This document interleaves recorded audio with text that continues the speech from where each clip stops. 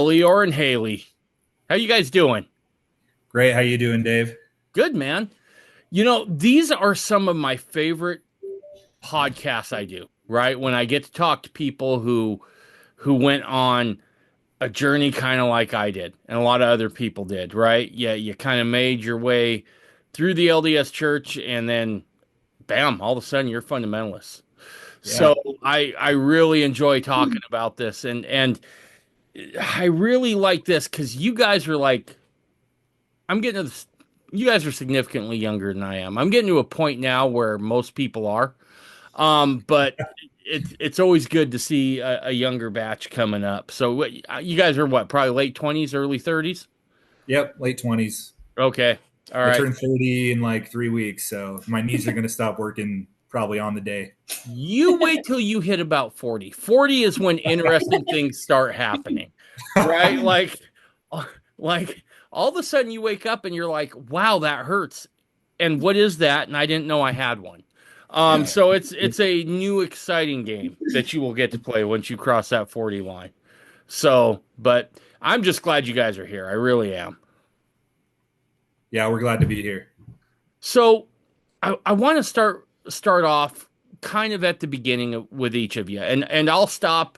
We're gonna stop intermittently here, and I'll switch from like Elior to Haley and back and forth, and just kind of so we can get kind of a full picture of how you guys came to this as a couple. Because sometimes in fundamentalism, especially when people are coming to this knowledge, it doesn't work out the way it does for you guys, right? Oftentimes somebody's like, I'm not going down that road, and somebody else is saying I can or I should. And I tend to be a guy who's like, no, you should bring your whole family, right? Figure it out if at all possible. So I feel like both your stories here have some importance that I want to get told and to the audience because I think it's super important. So who kind of wants to start off? What do you think, my dear? Want me to go? Or do you want to? I mean, I guess my story kind of started before yours did. In a way, yeah. In a little Okay. bit. All right. Go for it. We'll go with Haley. Let's start at the beginning. Now, were you born Mormon? Were you raised in an LDS household? Were you fundamentalist? What's your background in Mormonism there, Haley? Raised in the mainstream church from birth. Okay. Born in the covenant, the whole ball of wax. And how active was your family growing up? Oh, super active. We were active in everything. Everything. Like everything. All the activities and the callings and everything. So like, okay, so just because I'm always curious about background, like, was your dad a bishop? Was he, a stake president, anything like that? Never any callings like that, but both my parents had been in like elders quorum, relief society. My mom was in primary and stuff like that a lot. Okay. Family home evening every night, the whole ball of wax? Pretty much. Yeah. It was a pretty frequent discussion in our house. So Gotcha. So you guys like lived and breathed it. It wasn't just a Sunday passing thing, sort of. Yeah. Okay. So as you're growing up in the church there, Haley, did you enjoy your time in the church? I mean, do you look back on it with fondness? I mean, how do you feel about it now? Or then let's focus on then. So I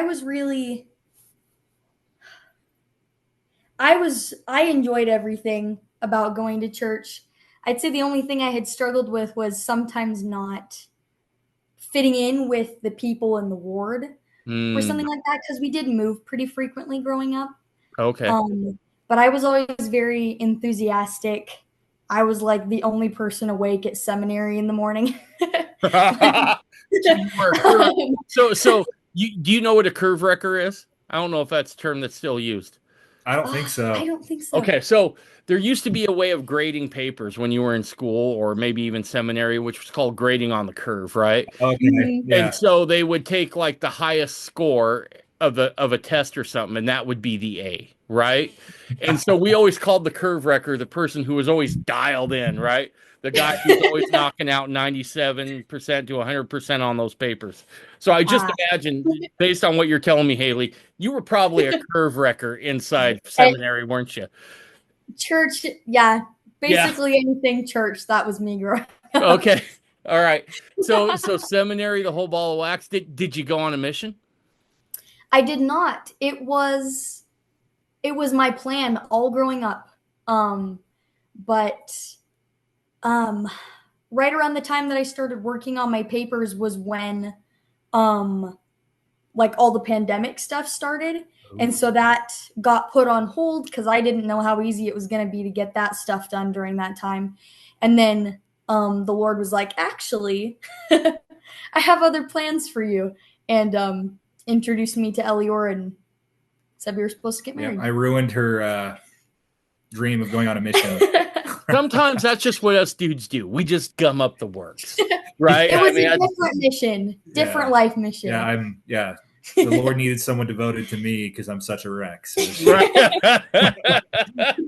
I was, so I have a good friend who's like, man, why would you ever choose plural marriage? And I'm like, bro, I'm a disaster. It takes two just to keep me on the rails, right? Yeah. Like, you don't get it.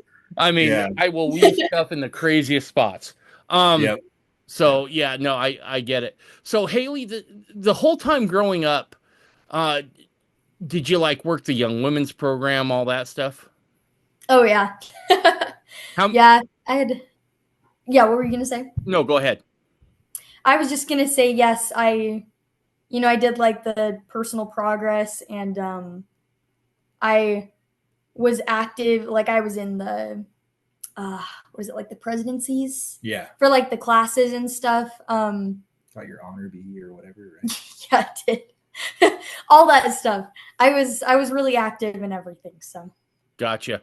And so as you're growing up, do you ever encounter like any old school doctrine or any like anti-Mormon material that like shook you a little bit growing up at all? I wouldn't say I ever really came across much anti stuff growing up. However, my dad would sometimes bring up like deeper doctrine type stuff that he was reading about. She was raised with fundamentalist doctrine. She was. Really? Not like Adam God per se. Sorry to. But no. But you're right. Yeah. You're right. I was. Her dad's hardcore. I was old enough to remember when the whole like red pill with everything, including the church, was happening. In your family? In my family, yeah. And so like when her parents got really invested. Yeah. And into like church and just being really serious doctrinally. Yeah. Okay, so were your parents not so invested at some point? And or is that what you mean in the church and in the gospel? Or no, I just mean like I'd say we started out pretty mainstream basic. Mm-hmm. Like milquetoast. Yeah, I mean, I guess you could say like we were still like in it. Like my dad went on a mission. My parents were married in the temple, all of that stuff. But I'd say as I got older, that was when when my dad had started to read some of the what would you even call them? Like the journal of discourses. Yeah, like that kind of stuff. Like I'm not sure if there's like a term for that kind of literature. But my dad was reading that stuff growing up, and so every once in a while that would come up in our conversations. We would talk about like making sure that we like actually had our own testimonies, and that it wasn't just about like the social aspect of church, if you know what I mean. Sure. No, and that's a real, that's a real thing, right? Especially in the Utah bubble, right? And well, I can't limit that just to Utah. Really, that's going all along the Snake River corridor in Idaho. That's any place that has a high concentration, there is a culture that goes along with it. And the religion just about the doctrine; it's about the culture. And I Right. don't want to paint with a broad brush, but in the bubble, like you said, Snake River and down south, in the bubble, it's more cultural. It seems to me, anyway. Sure. Yep. So Haley, you said that every once in a while your dad would bring up some old school doctrines. What kind of doctrines is he bringing up as you were a kid? I mean, I know polygamy was brought up a little bit. Because I think I do remember my dad talking about like how it was a doctrine that the Lord might have people start living again. I'm trying to remember. I don't have any. I can't really think of many that stuck out a whole lot. I just know that they were brought up. Um, and so I feel like my journey towards fundamentalism was a lot more drawn out, and so Okay. it's kind of hard. It's kind of hard to pinpoint like when it happened. Gotcha. Gotcha. No, that makes sense. So when he'd bring up stuff like that, it never freaked you out or anything? Like you didn't have an ick factor going on when he brought up plural marriage or anything like that? Uh, I will say that was a little bit awkward growing up, but it's hard when it's hard when you're growing up being taught the way that the mainstream church teaches it now, where it's very much like it's just one man, one woman, like we don't do anything different. You know what I mean? Right. And so that was definitely something, and is something that I've had to like learn to be more comfortable with as I've realized that it was just the way that it was taught. Okay. All right. And yeah, we'll get to diving into more of that as we move along here in the narrative. Um, so so you go make it through high school. Do you go to college before you meet Elior? One sec, one of our kids is awake. I'm gonna run down, so No, you're good. You're good. she'll be here. She'll be here to answer that and whatnot. You're good. So did you end up going to college, before you met Elior, or did you just graduate high school and get married? So I didn't go to college, but I did have a little bit of time in between high school and getting married. Basically, once I was done with school, I pretty much got a job right away and started saving up for my mission. Okay. Um, Saved up for a couple of years and had probably like about what I was going to need for my mission saved up. Um, but then, with all the COVID stuff and whatever, I was like, okay, work got really busy because of everything. And and uh, and yeah, that was. Then we ended up meeting, and the Lord was just kind of like, maybe put the mission on hold for a little bit and you know, see if that's. See if Uh, he's the dude. yep. All right. So Hi. so up to the point you're meeting Elior, you're just thinking the typical LDS track, right? You've worked the program, so to speak. Sounds like your parents were on the conservative side of the spectrum when it came to Mormonism, right? Old school.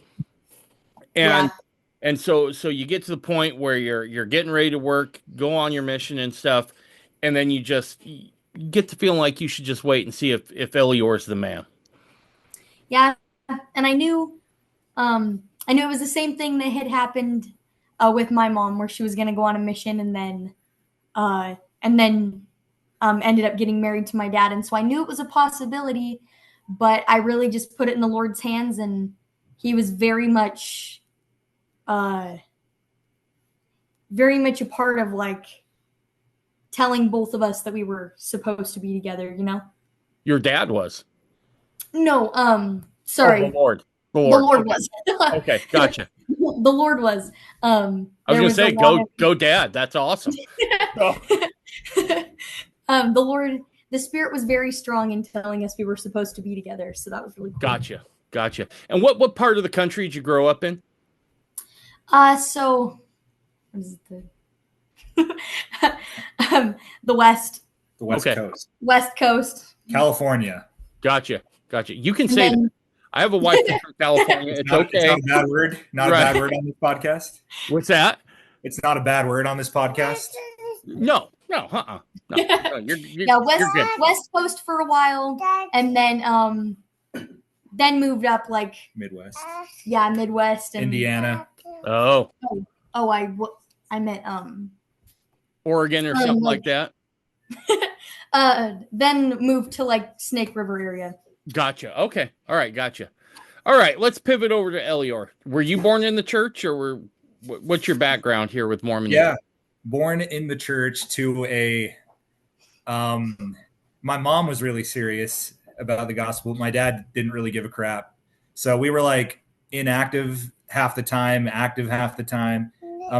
Later on in my teen years, we were pretty active, but in my early childhood, the activity was like just kind of on and off. Gotcha. So, but I was born in the church. I don't remember caring too much about it as a little kid. It was just boring to me, to be honest. But when I became a teenager, that's really when the deep questions of life start to, come into focus. At least if you're somewhat thoughtful, I guess. And so that's when I really turned toward discovering Mormonism, or at least looking into it. Gotcha. And so, what you said your mom was pretty serious about it. So would your mom just take you and your brothers and sisters to church, or? Eventually, yeah. And then my mom and dad got divorced when I was 11, and so then it was definitely just her at that point taking us to church. But yeah, my dad would go when we were really little, and then as time went on, he just went less and less, and it was my mom taking us. Gotcha. So I'm going to ask kind of a personal question here. During that divorce, did you find the gospel and church became more important to you? Unfortunately, no. It was a really, really rough time in my life. That happened, and then a couple other things happened. And church, for some reason, maybe I don't want to blame it on like the example I had in the home of a father, but for some reason, I found church to be kind of a drag. I didn't want to go when I was a young kid, but that did change when I sort of started growing up, and I came in my adolescent years. What do you think changed for you there? Yeah, like I said, it was just the deep questions. What kind of questions? Just like, is God real? Okay. Is God real? The problem of evil, why do bad things happen? And I guess as a young teenager, I was kind of in it for the social reasons, but those questions were percolating in my mind. Then when I turned 17, that year sort of changed everything. I began questioning the existence of God. Like, how is it possible that there's some being out there in space? Like I didn't realize that I was becoming an empiricist in a way. Like, how can anything else exist other than what I can see? Like, is there really some being out there in the heavens? So I started asking that question, and I told God, and I was 17, like I said, I told God, I don't know if you're real, but I'm going to pray to you every day. And hopefully I pray that you reveal yourself to me. So I did that for a whole summer. I prayed all the time, like all day, every day in my heart. And by the end of that summer, I didn't have any crazy manifestation, but I absolutely knew God was real at that point. So yeah. And that, like I said, that was when I was 17. I was like, at that point, I was like semi-active, because when I turned 16, my mom stopped making me go. So right. I was semi-active, but I knew God existed. I had some issues to work through. I wasn't totally active, but I knew God existed, and I believed Mormonism was like the real deal. Gotcha. What was it in that process of praying for that whole summer you talked about? What did something happen that, were there a series of events that you were like, whoa, this is for real? No, it was just a growing awareness of his presence. I didn't have any baptism of fire experience. I didn't hear his voice. I didn't even have a burning in the bosom experience. But as I prayed to him, I grew more aware that he was real. I allowed my heart to be open to having a relationship with him. And he I reciprocated the relationship he wanted to have with me already. And then I found out, oh yeah, he exists. Gotcha. Just a knowing, an innate knowing, no crazy experience at that point. Right. No, I get you. I feel where you're going with that. So, did you end up serving a mission? No, I had my papers in, and I was like, they estimated I was 4 weeks away from hearing something, but for various reasons, I took another direction in life. I put my papers in when I was 19, and I actually got really active that year. I went from, by the end of my, by the time I was like almost turning 19, I had been completely inactive. I was kind of at rock bottom. Oh, I see. And then I'm like, I gotta change my life. And so I started going back to church, and I went full on. I dove headfirst in to church activity. And so again, at 19, I refound God again, had one of the best years of my life being active in my singles ward, and decided to put my mission papers in, and then ended up not going that route. Gotcha. Was it because you met Haley that it didn't go that route? No, that was years earlier. Okay. This journey just gets like, my life has just been kind of a roller coaster. So I feel you. I get it. Yeah. I get it. Okay, so you get to that point, you're ready to go on a mission, and then you don't, and we don't have to get into those reasons if you don't want to, if they're personal that way. I completely understand that. For sure. How did you and Haley meet? Okay. Oh my gosh. I'll be brief with this. I ended up getting married when I was 21 to another woman, and we had a beautiful daughter together. I say that my daughter, it was like my first true love, because I know the feeling of having a newborn baby girl. Like, it's just something else.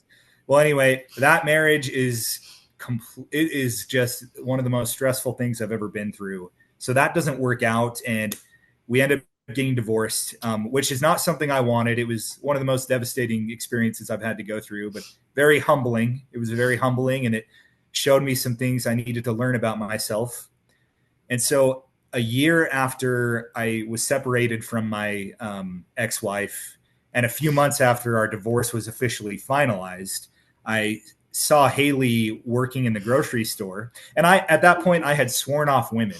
Me and my homies, we were living the bachelor life. Like, we were hitting the gym, eating healthy, just living the bachelor life. My best friend had also been through a divorce, so he swore off women as well. And then I told the Lord, I'm never doing that again, because that was the worst thing I've ever been through. And I know your story, so I know you know what I'm talking about. Oh, I know what you're talking about. Yeah, I got you. Yes, I'm at the grocery store in Rexburg, Idaho, Brolin specifically. Whoa. Like Rexburg, like the Mormon Taliban part of like Mormonism, yes. Right? I mean, yes. So during my first... I have a theory on Rexburg, right? Okay. Which were the ones that were even too extreme for Brigham Young. He was like, "Oh, you need to go settle Rexburg. You're gonna love it up there." Yeah, dude. Yeah, agreed. So you're rolling, you're rolling big time in the happening place of Rexburg, Yes. And you just happen to walk into the grocery store and meet Haley. Yes. Okay. And just real quick, I grew up in Montana. I joined the Army in my first marriage, and after boot camp, we moved to Rexburg, or after basic training, we moved to Rexburg, me and my ex-wife. So that's why I was in Rexburg. Anyway, yes, I'd sworn off women. I roll through the grocery store, and I see this really, really cute self-checkout girl, and I had sworn off women. And then I saw her, and everything, just time froze, and the Spirit literally said, "You're going to marry her." And I thought she was the most beautiful, and I just innately knew she was very pure without having ever met her. She was pure. She was not worldly. She was traditional, you could say. Anyway, the Spirit told me I was going to marry her. I was in love with her immediately, and I went back out to my car thinking I had just lost my mind. You know what I Sure. mean? Sure. So Now, Haley, he didn't lead when he first introduced himself with, "Hey, the Spirit told me we're going to be husband and wife," right? I mean, he didn't go quite that far like the first time he met you, did he? No, no, it took me months. It took me months to work up the courage to even like talk to her. So Okay, I'm about to reveal something here, and this is not a gift of prophecy. I'm just going to say it. You were making up excuses to go to that grocery store, my man. oh, bro, all the time. I'm right, aren't I? Dude, I was in Brolem's. Yeah, that's my guy. I was in Brolem's like several times a week. Oh yeah. I was so oblivious the whole time. Yeah. But like I'm just imagining you broing out on the couch with your homies, and someone's like, "Man, you know what? I think we only have 2 days worth of toilet paper left." And Elior's like, "Well, give me my keys. I'm off and go." Yes. Yeah. Well, it's funny. That's so real. Your example is so funny because there was a toilet paper shortage, remember, at the beginning of COVID? Yep. And that's when that was. And so you bet I was, it was perfect. It just worked out. Okay. All right. Haley, did you notice him right away? Not in the same way that he had noticed me. I was pretty much in work mode all day. And in this I hadn't sworn off men.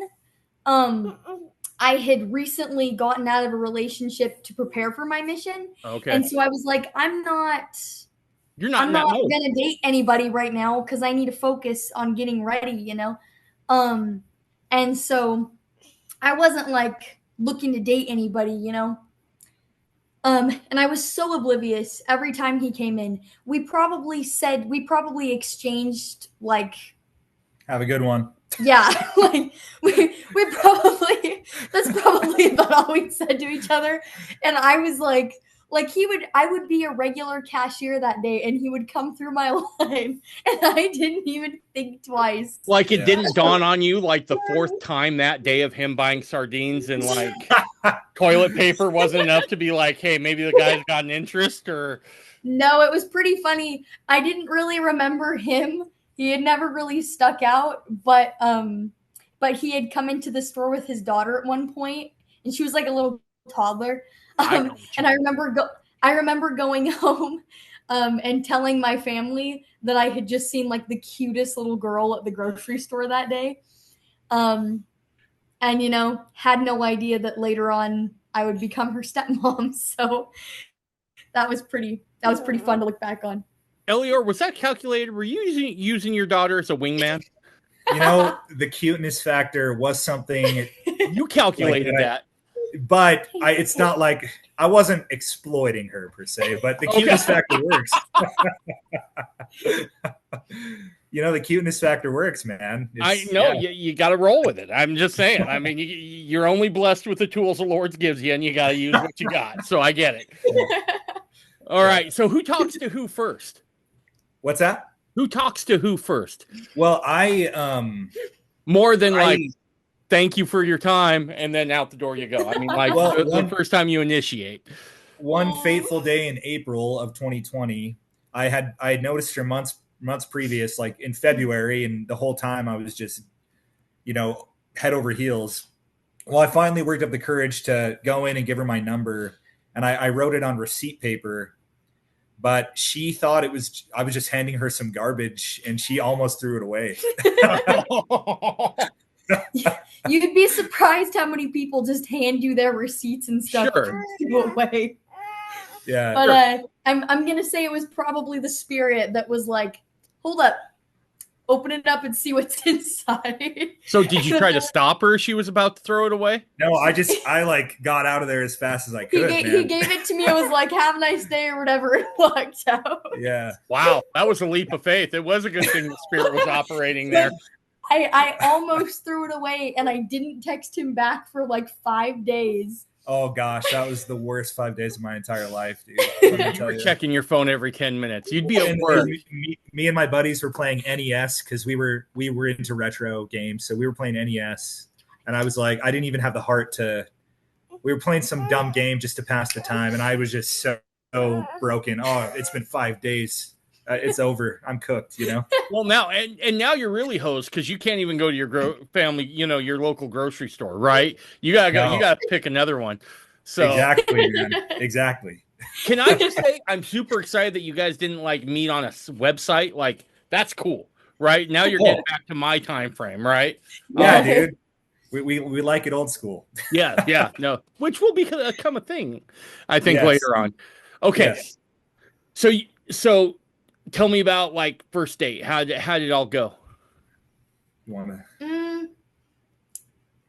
Okay, so we hung out, just us and some other friends, a couple times. Before I actually told him that he could take me on a date, just the two of us. But then, what did we do for our first date? we painted. We had some mugs, like some. We painted mugs that they were going to fire up in the kiln. You know, we went to one of those pottery shops. But because it was during COVID, they wouldn't let us paint it in the shop. So we had to get our stuff and leave and then just take them back later to get fired. And so what we did instead was was it the Snake River? We went to the park in Idaho Falls by the river. Gotcha. Yeah, we went and painted our mugs and then just like it was nice. Walked around and talked for a few hours, and it was a really nice date. It was nice. Yep. Well, I'm glad that worked out because my first thought was, see, Anthony Fauci, he hates love. He hates love, dude. He wants you guys being together at all inside that place to paint your mug. But it found a way. Love finds a way. Love finds a way. And it's funny because her family were very much constitutional, like Jeffersonian constitutionalists. And I also leaned in that direction heavily. And so it was a match made. So we didn't wear masks or anything. We said, no way.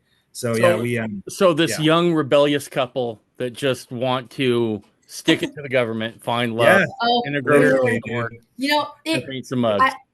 I'm gonna say, didn't BYUI close or something like that for a little while? Yeah. So it was so quiet during like that summer and everything, and we were like going on walks all the time, and like it was like it was a really great summer. It was just really peaceful despite everything that was going on. Yep. One of the best years of my life, literally.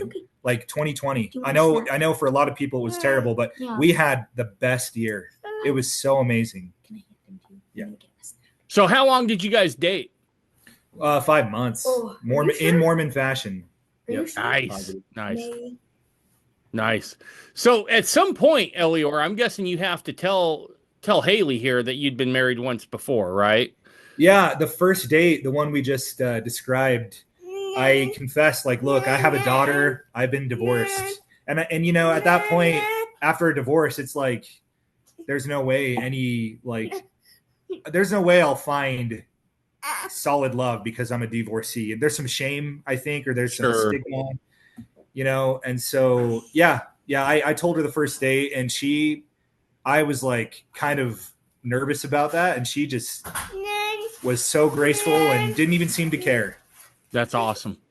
That's awesome. And so one date turns into 5, and then next thing you know, things are. Now, are you active, Elior, at this point?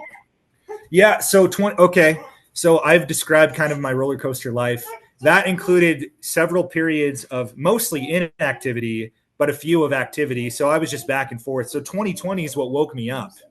And ever since 2020, I'm like, the world's kind of not reliable, not a stable place. So I need to really put God first. So since 2020, I've never looked back. Like I've been deeply devoted to my faith. So you've already had this witness in the grocery store the first time you see her. Does that get stronger over time? Does it maintain? I mean, when do you decide? Like, it's one thing to have that prompting. It's another thing to like take the leap again, right?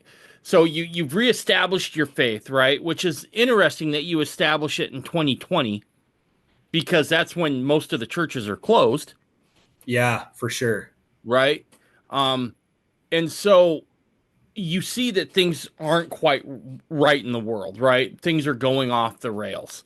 I've always said that in some ways I think COVID was maybe a dry run for the real thing when that does Yeah, happen. yeah, But same here.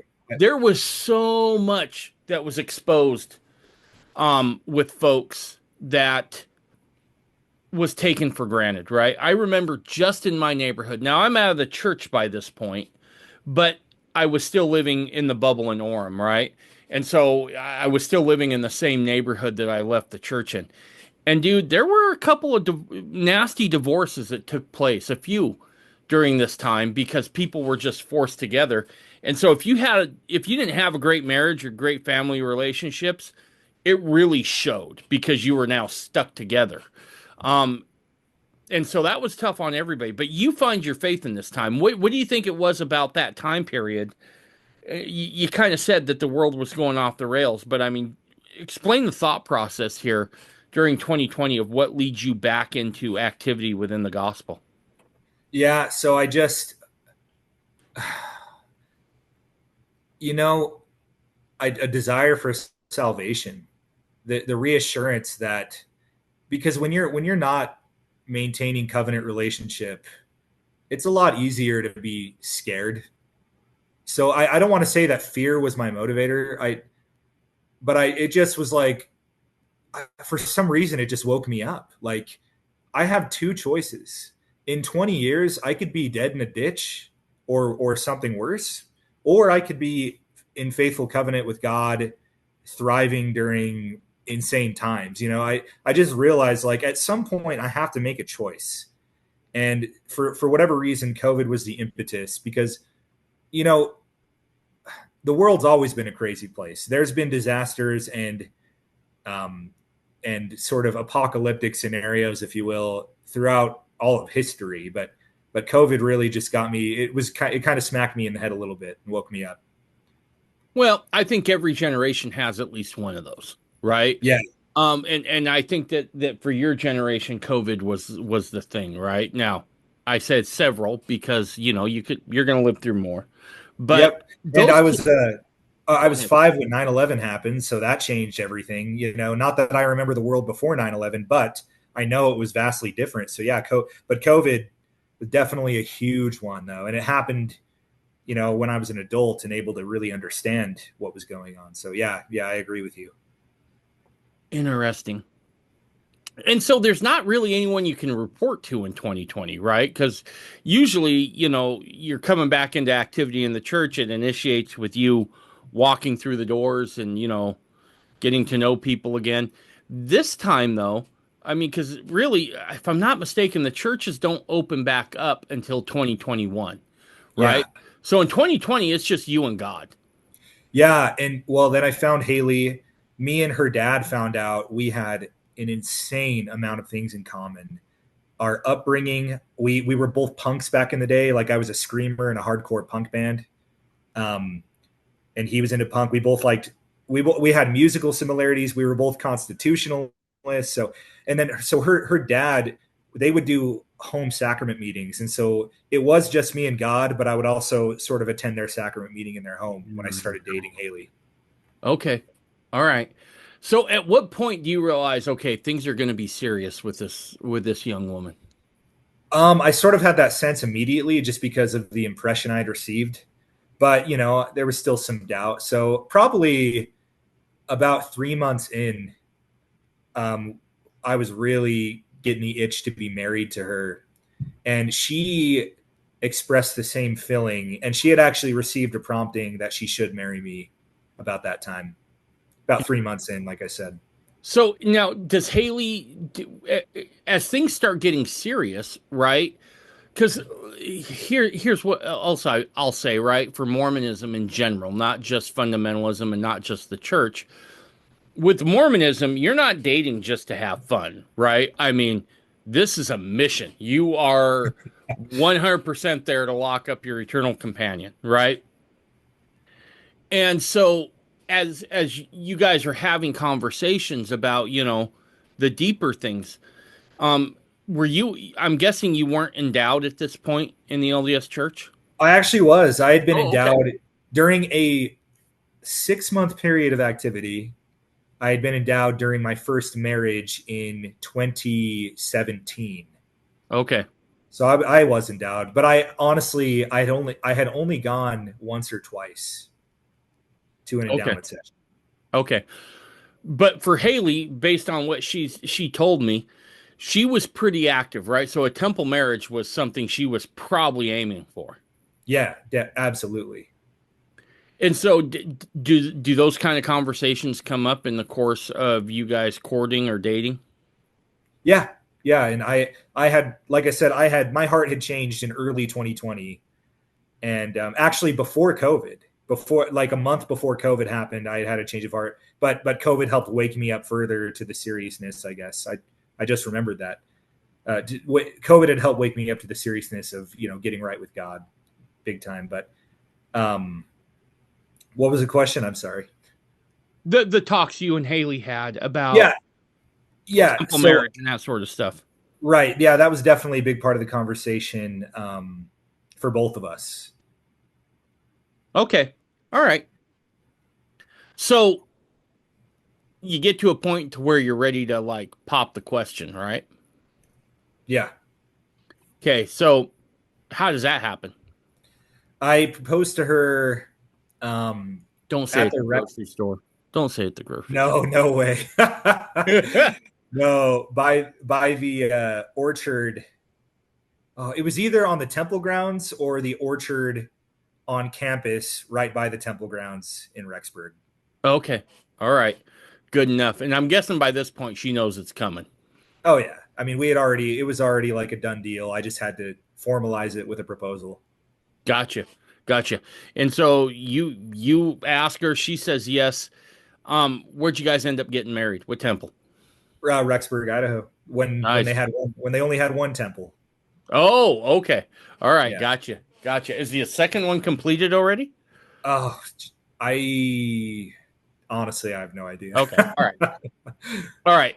So you guys get married and stuff, and what comes next? I mean, you guys, what's that first year of marriage like for you?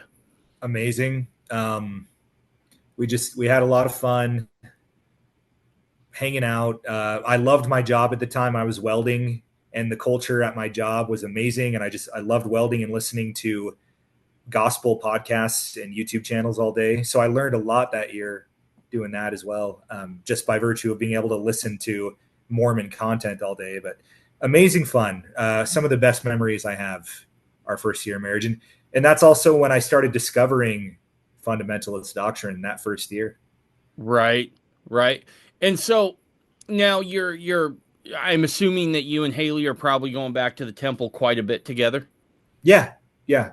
We tried to go often, like once a month at least. Mm-hmm.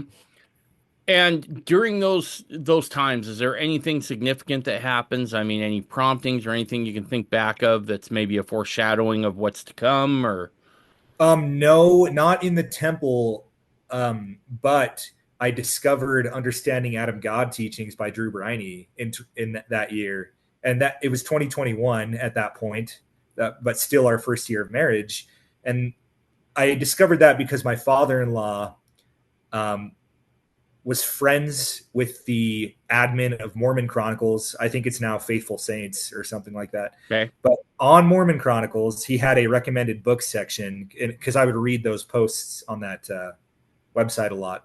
And I just bought Understanding Adam God Teachings because I had like just heard of it and I didn't know anything about it. And then that was like a paradigm shift.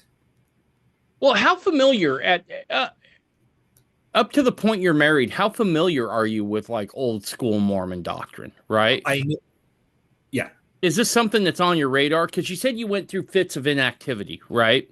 yeah. And so has this come up on your radar before? Is this the first time you're hearing about it? What's your thought? I mean, what's the story there behind that? Yeah, I knew plural marriage or polygyny was a part of the church's history, and I didn't really have a problem with it at all. I trusted that it was inspired, but I had maybe heard of Adam God teachings like once, maybe. because I did have a vague memory of having come across it before, when I had encountered Mormon Chronicles and Drew Briney's book. But other than that, plural marriage was the only major fundamentalist doctrine I had known. Okay. All right. So what do you listen to that first gets your brain moving like, oh, maybe there's something more here going on than I'm aware of, right? Because you said this is when you really start getting into like fundamentalist doctrine, so to speak. Yeah, yeah. So that basically what happened that year, I read some books, and that's when I developed a really solid testimony of plural marriage and Adam God teachings. What kind of books Um, were you reading? You mentioned Briney's book. Drew Anything Briney's. else? Um, I, the other content I was reading wasn't particularly fundamentalist, but it was deep doctrinally. I was reading a lot of Avraham Gileadi, Hugh Nibley. Um, uh, oh gosh, what's that amazing book called? Dynasty of the Holy Grail, Mormonism Sacred Bloodline by Vern G. Swanson. I was really a Mormonism geek and a geek regarding like the Israelite religion and early Christianity as well. I was just becoming kind of a doctrine geek and a religion geek, but um, I did basically Drew Briney's book was the major work I had read that Gotcha. year. Gotcha. So a lot of times, not always, but a lot of times, people, especially from the LDS side of things, will go through a period where they investigate fundamentalism, but it's purely academic, right? Mhm. It's purely from a standpoint of, well, this is just our history, and I need to know that. Or I'm just curious about this, and that's where it ends. For you, is there a period where it's just academic, or are you feeling it all the way through? I'm feeling it. It is both an academic hunger, but also like a spiritual witness. It is both. I am definitely feeling it. I am looking forward to the day that plural marriage is restored in the church and that Adam God teachings are um, removed from the status of heresy. You know what I mean? So I'm very much feeling it. But at that point, okay, that is when I also discovered the Council of 50 and the Quorum of the Anointed as well. That year, that Right. year. And so the same year I discovered Adam God 2021, my first year of marriage, I discovered Council of 50 and Quorum of the Anointed, but I did not yet know that church, that priesthood and church were two separate. I was beginning to learn that the priesthood and the church were two separate entities and that priesthood authority could exist outside of the church. So I was like in love with fundamentalist doctrine. I had a testimony of it, but I didn't know that the church was not sort of the only authority, or you know what I'm trying to say. It's not the only Mormon avenue to pursue. Yeah, there you go. That's probably a way less controversial way to put that. Yes. Right, right. So none of this freaks you out at all as you're first encountering it then. No, and no, like but I was like, I had questions though. Like my first big question was, why did the church like follow in lockstep with like any other global power regarding COVID? Why did the church issue the same kind of response that every U.S. state did, and that the UN recommended, and all that? And so that kind of caused some questions. And then I was questioning like, why are Latter Day Saint apostles and prophets decrying fundamentalist doctrine? Like, why are they calling Adam God teachings heresy and saying Brigham never taught that when like it's indisputable that he taught that? So Sure. questions are starting to formulate, and I lost a little bit of trust in the institution, but I still believed it was true. I still fully sustained church leadership. There were just some questions I wanted answered.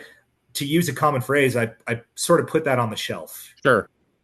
Sure. Nope, I get it. Okay, we're gonna stop right there because I want to pivot back to Haley now for a few minutes.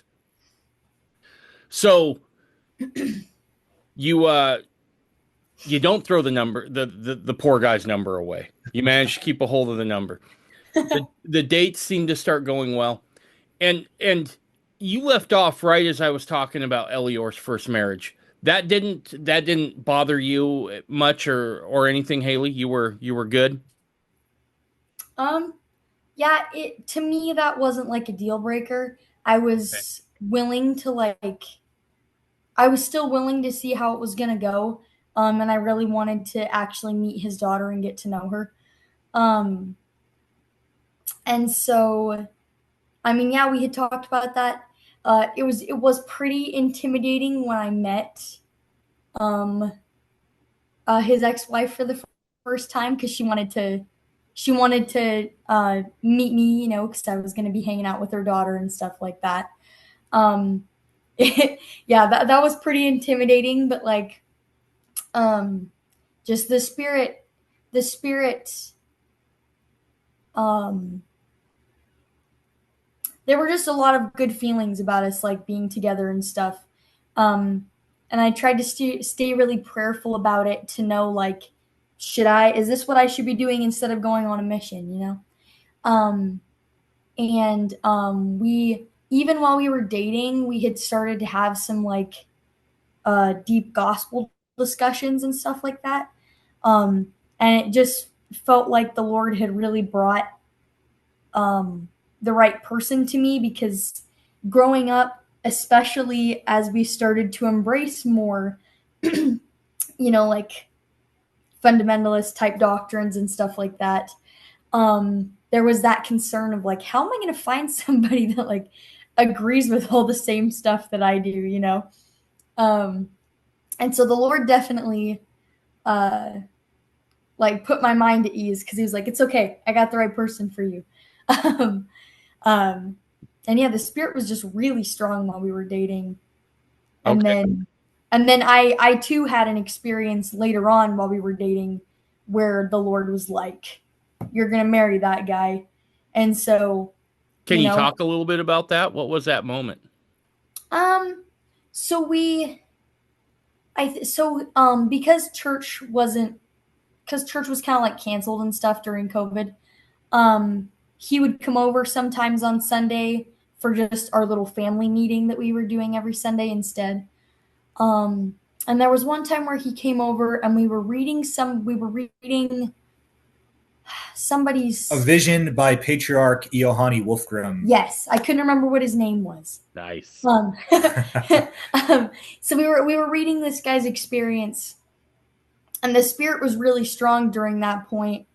Um, and some of us were kind of getting emotional and stuff, and then all of a sudden, like the just in my head, I looked over at Elior, and the Lord was just like, "You're gonna marry that guy. Take good care of him," and it just like hit me, and I Right. just kind of like left the room for a few minutes. I just like it just all just hit me, like all the emotions and everything, and I was like, "Whoa, that was." I was not like I had already felt like we were going the right direction dating each other, but I wasn't expecting the Lord to just like solidify that and be like, this is the guy. You know what I mean? Sure. No, I get it. And so before proposal or anything like that, we had already been talking about um how we both felt like we were supposed to get married and stuff like that. Gotcha. So, and he mentioned that too, that he would go over to your parents' place for your family sacrament meetings. What was your parents' reaction when you brought him over? Um so when he came over for the first time, it was kind of like I'd say it's kind of typical for like the dad to try and ask some questions and stuff like that, right? Um, but um, he and my dad like hit it off right away, Okay. and that was a huge comfort to me. Like I like just total like was able to relax. Gotcha. Um, like they liked a lot of the same things and whatever, and um, there were several times where he was at our house while we were dating, and he and my dad would just talk for like hours Till like 2 or 3 in the morning. Yeah. Well, let me say this. I forgot to mention this before. Not only did we jive politically and musically, but I mentioned he was the one who was introducing me to fundamentalist sources, even though he himself was not an official fundamentalist, but he had a testimony of those things. Well, I was really open to receiving those. I felt them like we talked about. So me and him hit it off even more. So we were also sort of growing in our dedication to Mormon fundamentalism. You know, Gotcha. the seed was being planted at least at that point. Gotcha. Okay. Yeah. All right. So, Elior told me that you guys went ahead, you got sealed in the Rexburg Temple.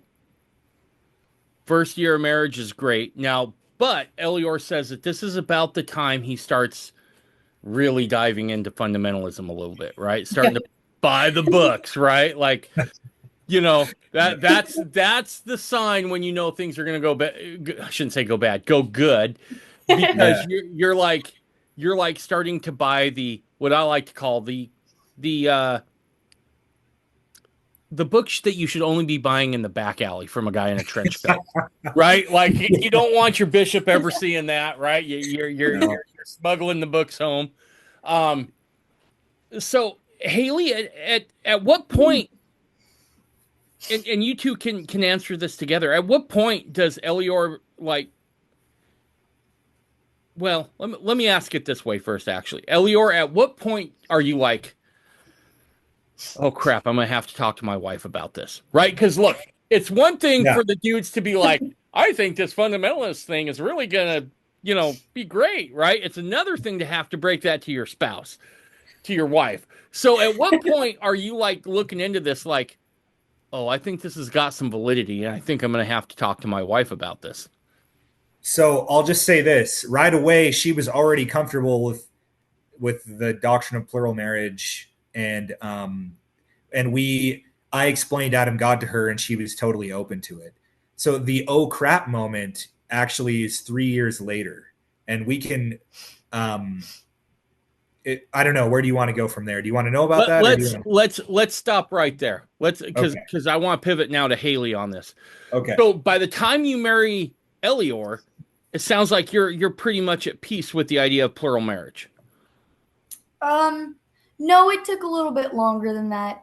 Okay. I think because back, when we, before we got married, or maybe even a little bit after we got married, I still felt like I was still pushing against it every time it got brought up. But the only time it ever really got brought up was like by my dad or something like that, and there wasn't a whole there wasn't a whole lot of talk into like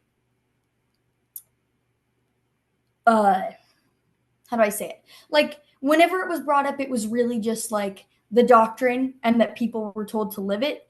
There wasn't really any like talking about people's experiences with it or anything like that.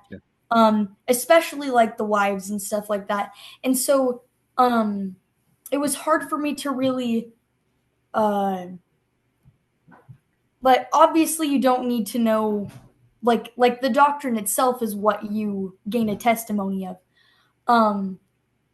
But I will say it's a little bit harder to know what you would be getting into if you ever did it, if you haven't heard anybody's experiences. You know what I mean? Sure. No. So really, the conversation around plural marriage, and I'm guessing other old school doctrine like that it's more academic, right? It's like this is what was taught and practiced in the old days. We don't do it now. And would that be a correct way of framing those kind of conversations?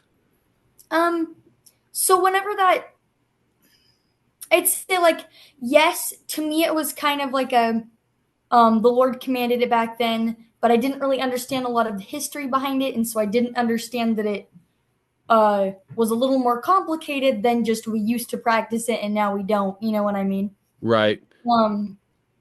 And so, um, but knowing that it was something that the Lord had commanded them to do, even with my basic understanding, I understood that it would be important to try and always be open to it if the Lord ever commanded us to do it. You know what I mean? Okay. And so that was always in the back of my mind is something that I should try and develop a testimony of and be open to, so that kind of thing wouldn't be something I'd have to be like struggling with in the moment. You know what I mean? Yeah. But throughout our marriage, as we've learned more about the history behind that and like read some experiences and everything, the Spirit has been able to help me like gain a testimony of it, and to really just like work past a lot of the worries that I had about it. And that's really been a blessing. I think it was really a blessing from the Lord, for the Lord to just kind of be like, hey, just keep thinking about it, you know. We'll just work on it. You know what I mean? It wasn't like a, you need to figure this out right now. You know what I Gotcha. mean? Yep. Nope. I know exactly what you mean. Um, Oh, sorry. Go ahead. no. Go ahead. When he brings up Adam God, what's your first thoughts? So I don't know if that one had been brought up when I was growing up. It may have. If it was, it wasn't one that had stuck out to me. And so having just started going to the temple a couple of years prior to Elior bringing that one up, that was a little bit strange for me, because of, you know, what they talk about in the mainstream temple and stuff You like had that. actually it had only been like 4 or 5 months. Oh, had it really? You had brought it up that early? No. Since you went to the temple, since you had started going to the temple. Well, I started going to the temple right when we got married. 2020, and then I found Adam God early 2021. Oh, you did? Yeah. Okay. Well, then I misremembered. I guess it was a lot earlier. But I will say, I don't think I didn't start reading some things about Adam God until a few years later. I had talked to her a lot about it. Yeah, we had a lot of doctrines and everything. Like, we have a lot of long conversations about everything. I'm the one who has time to read and listen, because usually my jobs let me listen to podcasts and stuff. So I'm Funny the one how who raising kids doesn't let you do that a lot. Exactly. I'm the Something one about who not listening to the kids, usually like I have to make sure my ears are open, because if they're not, I turn around and there's like, even when my ears are open, I turn around and there's like a kid on the table. You know what I mean? Uh-huh. Oh yeah. Oh yeah. So we make up for that by having a lot of conversations about the things that he's reading, and I'm generally able to absorb a lot of things through that. Gotcha. Yeah. So now correct me if I'm wrong here. It doesn't ever sound like Elior does what sometimes us dudes are really guilty of when we first discover these things, which is we're going to give you everything we've been reading and listening to for the last 9 months in about a 10-minute blurb. So I get the feeling that that's not going on, right? No, I'll say that was there are many hours and hours and hours of conversations. instead of like 1 10-minute blurb after 9 months, it was like a barrage of 10-minute blurbs every single day. Well, you know, we laugh about that, but and this part actually, you know, gets my blood pumping a little bit, because you guys did it right, right? Oh, cool. So many times I get calls from guys who are like, "Oh crap, I think I'm a fundamentalist at heart. What do I do now?" Right? And I'm like, first, breathe. Two, do not unload all of this on your wife. You're gonna want to break this real easy, bro. Don't and yeah, so you guys did it right? You worked through this together, and I think that was the thing that I think, you know, one of the things I think people should take away who are listening, who are thinking about making this jump, is work this out together. This should be a thing you work out with your spouse, right? So often, and certainly I'm guilty of this from time to time, not so much with doctrine anymore, but other things. And I got to constantly check myself on it, is okay, I'm not going to bring this up until I have a solution, right? That's just not what I'm going to do. I'll present it, but I got to have a solution in place first, right? When in all actuality, I should be counseling more, right? And that's what you guys are doing. You're kind of counseling with one another. You're talking this stuff through. So it sounds like it's kind of building. Is that a fair assessment, that this stuff is starting to stack on top of each other, so to speak? All these doctrines and that sort of stuff. 100%. 100%. Okay, let's move to the oh crap moment. I think Yes. I think we're there. Okay. So this has been building for a while. What is that moment and what happens? Okay.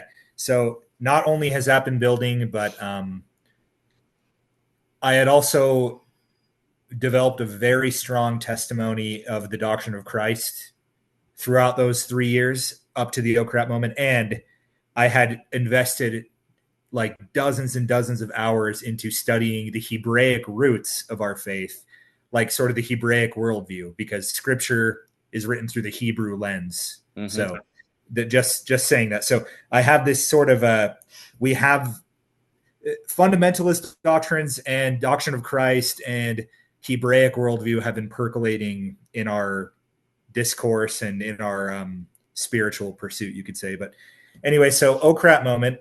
I started a YouTube channel called Hebraic Restoration, which I changed to Doctrine of Christ. And it got noticed by our mutual friend, Joshua Erickson, who's been on your podcast several times. Yep. So shout out to Joshua. Shout out to Josh, one of the best people I know, one of the best people in Mormonism, and him and his wives. Yep. So I'm invited to speak at the 2024 Restoration Torah Conference. Mm-hmm. And that is when I meet tons of fundamentalists for the first time. I loved the Council of 50, Quorum of the Anointed, Adam God teachings, plural marriage, but I never actually met fundamentalists who were, geeks about the same thing, who believed in the same thing. So I met a lot of them, and I had dinner with a friend that evening after speaking. I thought he was a mainstream church member, but turns out he was secretly a fundamentalist, a practicing fundamentalist too, with a crazy coincidence. I go to speak at the Restoration Torah Conference, and then I meet with my friend, completely unrelated, and he ends up being a fundamentalist. So he gave me all the literature that day. And I was, and what I mean, what's that? What do you mean by all the literature? Okay.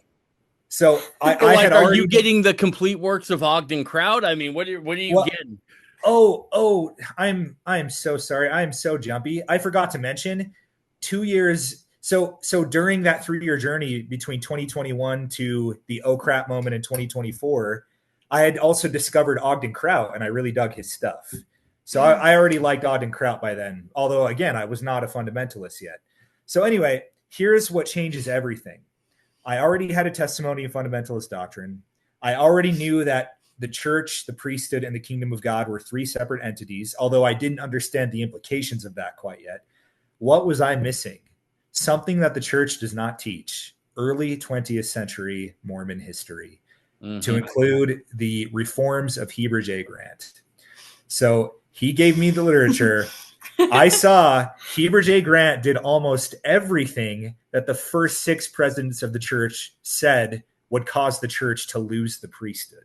So You have Joseph through Joseph F. Smith. Those 6 presidents say if the church does X, they will lose the priesthood, or something along those lines. Then I find out Heber J. Grant almost single-handedly reformed the church in such a way that all of those were accomplished. And so at that moment, everything fell into place, and I went into a crisis. It was a total, my paradigm was shattered. So yes. No, that's going to happen. Unfortunately, I don't think there's ever such a thing as easing into it, right? I think you guys had about maybe the easiest path towards it I think I've ever heard. But by and large, there's going to come a point at which it all feels like it's coming down, right? You get red pilled in a big way. So you start really reading the literature, right? You start being able to compare and contrast, and that can be a lonely feeling, right? Oh yeah. That can be a lonely feeling. So do you tell Haley about this right away? Yeah, like the next day, I was like, Haley, you did the thing where you just exploded, didn't you? I did, but fortunately, it had only been like a day's worth of material that I read. Just okay, but I was like, Haley, I just found out that there these reforms and all that. I was just telling her everything, and I was telling her like, I don't know what to think anymore. I don't know what to believe anymore. you Haley, know? was that scary for you, Haley? Ah, I mean, Because I'm yes, guessing you're both very active in the church right now. We're very active. We were Yeah. active the whole time, from 2020 to 2024. We were, at church every week. Exactly. so yeah, and I think both of us also had like callings and everything Oh like yeah. that too. Um, and so, and obviously we've had all these things we've already talked about that were slowly happening. You know, being introduced to this, being introduced to that, but all of a sudden, something clicked, and the stones started rolling down the mountain, and it got faster and faster, and we were just like, oh, something is changing, something is happening right now. I don't know, like, we can't really stop this, you know. All of a sudden, going to church on Sunday changed a little bit. It felt a little bit different, you know what I mean? It felt Mhm. empty. It felt very sad. And it felt, and even though people didn't really know all of this that was happening, all of a sudden, you know, you feel, was it ostracized, or maybe that's not the word I'm looking for. Like, Sure. all like nobody really knows what's going on, but all of a sudden you feel like you don't quite fit in. You feel alienated, I think is the best That's word. No, yes. and let's be clear, it's not the people who are doing that, right? No. Yeah. That is just, and I've said this because I did something similar, right? I was an independent fundamentalist on my own. I mean, completely on my own for about 5, 6, maybe 7 years, right? And and I remember when that first plural marriage blew up, I was like, I'm never doing this crap again. You know, like even a dog learns once he's been kicked enough times, never again. Exactly. And I thought I would just go back to the LDS Church. I'll put everything in the back of my mind. I'll shelve it, whatever, something I needed for my growth. I do some more mental gymnastics. Like I'd have been good. I'd have been like a gold medalist at mental gymnastics. I was so good. Anyway, I'll just shove it back there. I'll forget all about it. The problem is, and I've always said, when it comes to accepting the fullness of the gospel, it's a lot like the choice to partake of the fruit. There is no going back. No, there isn't. Once your eyes are opened, there is no going back. You Not can't. not because the people are bad or the LDS Church is bad institutionally, right? And I say bad in terms of really super evil stuff. Yeah. But it's just different because you will hear people say things that are patently false, right? 100%. Now, they're not lying on the stand. They don't understand that what they're saying isn't true because they've been conditioned with the same things, right? And there's this idea, well, if he's a bishop, he's got to be a scriptorian. All he's got to do is run that handbook, right? Exactly. That's what he's got to do. Stake president's the same way. 70s can be the same way, right? I mean, we have this idea that the higher you go in the LDS Church, the more of a theologian or scriptorian you are, and it's just not the truth, right? The church is about administration, right? And so if you can work that handbook, you can get through it. But back to your point, it changes. Everything changes. When once you know. Haley, at this point, Haley and Elior here, at this point, what's this doing to your marriage? What Nothing happens to bad. your dynamic? We're together. We're strong. We're suffering together. Am I right? Yeah, no, absolutely. Because if anything, he at this point in time, we were blessed with the fact that he was able to be at home for work, Yeah. and so we were like while he's working and I'm like walking around the house doing my work, you know what I mean, like with the kids and everything. We were like having multiple conversations a day, and you know, sometimes one of us or both of us were having a really hard time with something, but we had so many conversations just talking through it, trying to figure things out. We started to really put an emphasis on praying about the things that we were learning about and decisions that were coming up. Um, and the whole time, even when the Lord wasn't giving us like an answer on what we were supposed to do, there was so much peace. The Interesting. Spirit And did. it peace, and we received I at least received several dreams from the Lord about this. So that was very comforting and reassuring. I want to find out what those dreams are if it's not too personal. Yeah, I would love to. Okay. Do you want Well, right now? we'll get to Oh, that in a second. I want to make an observation here. And again, you guys did it right. So often what happens in these situations is that one spouse will lose faith in another, right? mm, And so there'll be this like, well, I can't trust him or I can't trust her because they're off the rails, right? apostate in Yeah, quotes. apostate. Yeah. What prevents that from happening to you guys? I'll say for me, I think the Lord had already helped me just based on growing up and having my family learn lots of things growing up, having our mindsets change a little bit, having some paradigms shattered. I think the Lord had helped prepare me to not just totally shoot it down right away. Okay. You know what I mean? Like the Probably all the education your dad gave you. yeah, like the Lord had helped my heart to uh be soft so that even when I had a hard time with some of the things that I was learning, I was willing to work through it and I was willing to talk with Elior and we look for answers and pray about what the answer was. Because like the whole time, one, there was the Spirit was just like pouring out so much peace upon us. And um and also like just it made lots of things were clicking, lots of things made sense. I felt like a lot of the problems or just kind of weird things from growing up, I was like, oh, like I think it makes sense now. I think I understand why this was ever a thing. You know what I mean? Gotcha. Gotcha. All right. So Elior, you said you had a couple of dreams along the way, mhm. right? That kind Yeah. of help you out and let you know, no, keep going. You're doing good. What were those? Okay.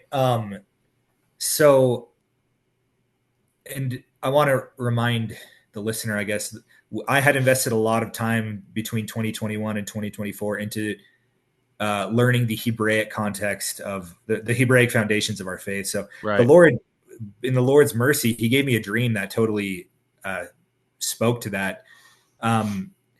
My family and I were walking in a park, which was in the middle of a city, and we get through this grassy park. It's just kind of grass. There's not any structures or anything in the park. Well, we get to the end of the park and there's a giant tree, and it's completely dead, completely dead. And this is like in the dream. It's like summer. The tree should not be dead. It should be green, right? So we kind of just look at it and walk past it and walk out of the park. Well, right as we're about to leave the park, I hear a huge boom, and I look behind me in the dream, and the tree had been blasted to a million smithereens. Hmm. So here's what I know about Hebrew symbology. One, this dream has like three-part space: the city, the park, and then the tree. Well, in Hebraic thought, the tree represents the covenant body, as in Jacob 5.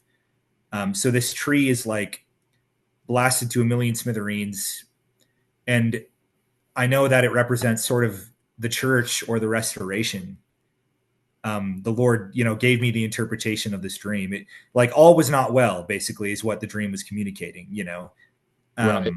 And then I had another dream where I was on a giant ship, and Jesus was the captain of this ship. And he asked me to get off onto a little tiny boat with just a few people on it. And I was really nervous about it, but he reassured me it would be fine. And so he ushers me off the ship onto this small boat, and then he gets in with me, and we kind of ride the current. So we left the big ship and got on a little boat. So to me, it was communicating, just follow where I'm going to send you. Leave what you perceive as the main covenant body, maybe, and follow me. Right. Haley, how about you? Were there any sort of spiritual experiences through this time that kind of bolster you and tell you, hey, you're right where you're supposed to be? Um, I'm trying to remember. Um, I don't think I can remember very many dreams from around that point, and I don't know that any of them were kind of along the same lines as his. Um, I just know that like it felt like things were coming together, but um, I really liked when he had told me about the dream, getting into the smaller boat, because that's really like I don't know. It just it felt like um a good symbol for how it felt like Right. getting off, leaving what felt like the safe option because it's what we had been with for so long, and climbing into something smaller that was a lot there were a lot more unknowns. um we didn't know where that path was going to take us if we got in, you know what I mean? um but yeah, it The just spirit was in our home. We were being comforted by the spirit big time Gotcha. at that mhm. point. Gotcha. But yeah. Are you It's guys still attending the LDS Church while all this is going on in your lives? Yeah. Yeah, we had moved from Rexburg to Montana um Smart. after our first year of marriage. That I grew up in Montana. So we moved to my hometown, and it was only 5 hours away from Rexburg, not too far, but um and so we were attending church in Montana, and we moved to Utah. We all this happened in June of 2024. We moved to Utah in September to become fundamentalists, but until that time, we stayed active in our ward. Gotcha. We didn't just Gotcha. bail immediately. We stayed active Gotcha. because we had good relationships. We had great friends in that ward, and we loved Sure. going. And yeah, it was definitely a drag after the Lord shattered our paradigm, but we still wanted to maintain relationships and whatnot. What and this is for both of you. What was the moment or the I guess moment that you guys were like, I don't think we can go back anymore? Well, we knew when we moved to Utah that was the moment. That was the Like moment. that, yeah. When after our move to Utah, that's it. We're going to Utah to be fundamentalists. There's no, of Right. course, we're not going back. Right. Right. That's always the toughest step to take, right? And your dream about the boat is super interesting. You guys know what the normalcy bias is? Yeah, you could probably explain it to give us a really precise So picture. the normalcy bias is something that's deep within the human psyche, which is when everything goes off the rails, we look for something familiar. And it's kind of a way to not just self-soothe, but also to cope. And that's a good thing, right? That allows us to be able to navigate a lot of horrible situations. However, it can work to our detriment. One of the best cases that I ever read about was during 9/11. People were halfway down the stairwell and they're in this moment of just utter shock, right? I mean, a plane has just rammed your building. Despite that, there were people that turned around to like go lock their office door or shut off their computer or something like that, right? And so the psychologist wrote a book about it, and that's what the normalcy bias did to them, right? If you don't check that, it can cause you to hesitate, it can cause you to make the wrong decision.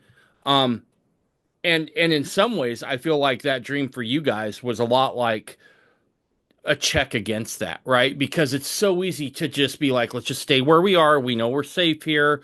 It's worked thus far. We'll just shelve all this. So you guys don't fall prey to that. You actually get in a littler boat, metaphorically speaking, and take off. Yeah. Is is there a moment at which you look at each other and like, oh man, we're fundamentalists now? like like Is there any moment like that, or is it just kind of understood? It was it was a little bit gradual, but only over the period of 2 months. Like I'd say in June, our paradigm shattered, and in August, I felt like a full blown fundamentalist by August. Because remember, a foundation was already laid, and then it was just the final piece, the early 20th century history that. So by August, I personally felt like a fundamentalist. What about you? Um, I'd say probably as well. It just kind of, but I'd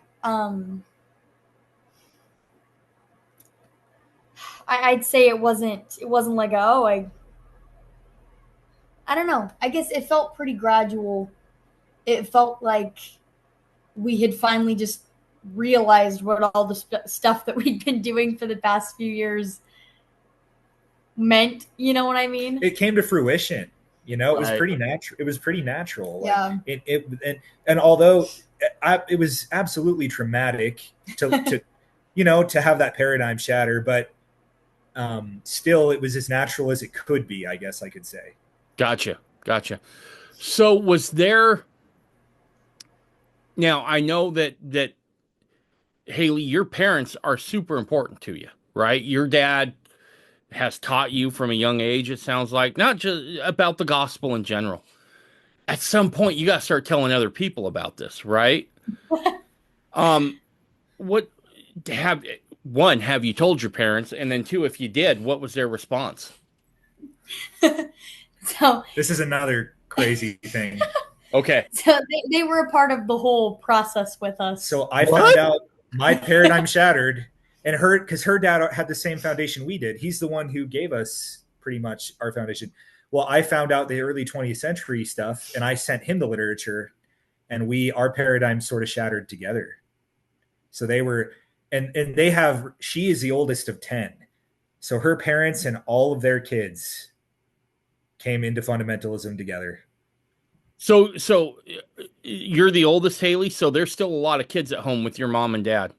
Yeah. And they moved to Utah with us. Oh, so this is a family affair. So you guys are like loading up your pull, your hand carts, and Yeah. you're gonna Yep. journey to Utah together on this. Yep. Driving our teams and pulling our hand carts. You bet. Yeah. Oh, that's awesome. So you guys must have had some serious conversations with your parents. Yeah. The deepest probably we've had, because it seemed like our whole experience led up to that moment, becoming fundamentalists together. So when you were sending information to your father-in-law, Elior, are you sending it in terms of maybe you can explain this to me, or were you sending it in terms of, bro, this is broken? I knew it was hard, but I was trying to convince him because he was understandably hesitant. Just like there was still a lot of uncertainty for me, but I was like, dude, we got to become fundamentalists. After the first few days, I was like trying to convince him, and I was very light about it though. I would ask him questions like, what do you think of this? What do we do? And he sort of found out for himself as well Mm, that fundamentalism was the right step. gotcha, gotcha. Now, Haley, how'd your mom take all this? Um. So I would say, we had the conversation earlier about how it was a huge benefit to Elior and I that we were talking all the time about what we were learning. Mm-hmm. I would say the same thing had not happened between my parents, at least not as much. Okay. Um, and so while I wasn't necessarily like sitting down and reading all the source material that my dad and Elior were, um, I was a little bit more in the loop. You know what I mean? Okay. Yeah, I got you. And so that led to my mom and I being able to have some conversations about what was going on, and like um, how the spirit was helping us to feel about it, and um, how it was, this was a big step and that it was requiring a lot of faith. You know what I mean? Right. Okay. And it's not that her dad wasn't communicating. He just I was like with my wife all the time because I worked in the same room that she spent most of the day in, so we could just talk all day and stuff. So, you know, we did have it. We were lucky in that we regard. on- It we made only it a have we only had a few kids, and they had, so it's just Right. Right. they had a way bigger plate.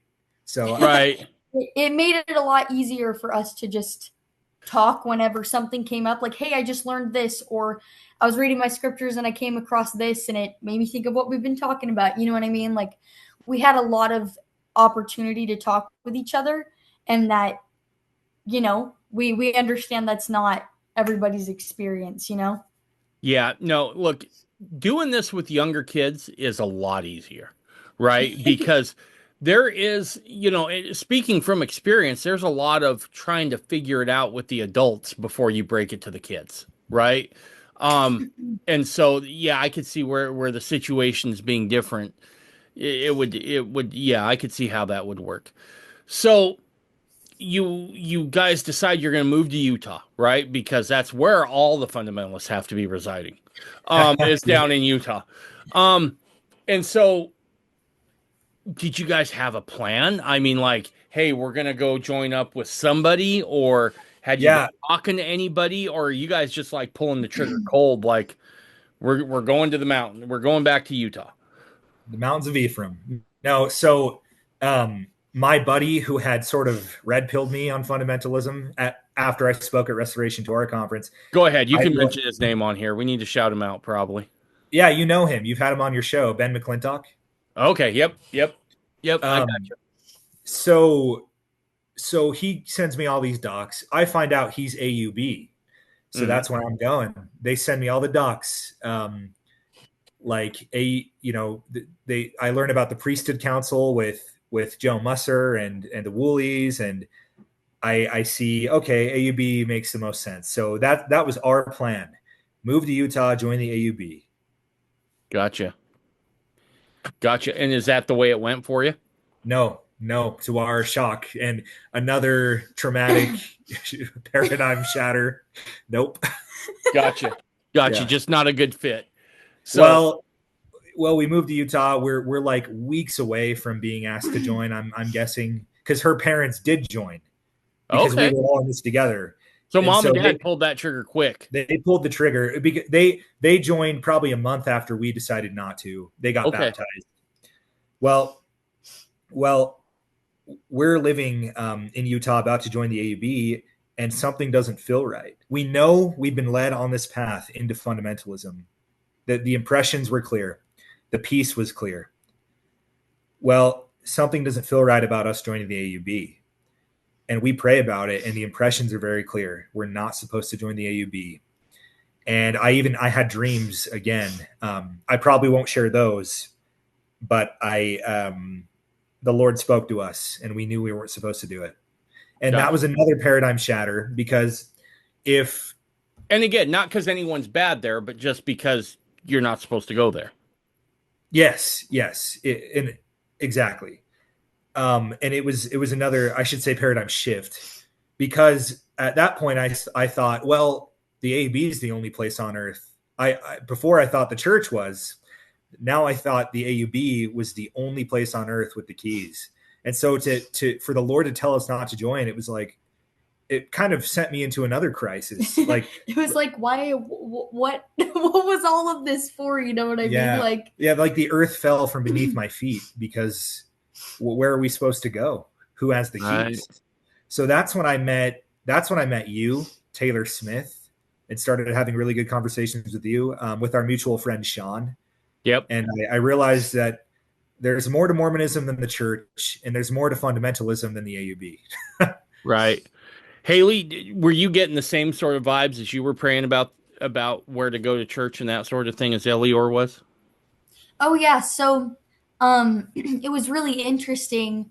Both of us had been like investigating and like, starting to um move into like the culture of the AUB and get to know people and stuff.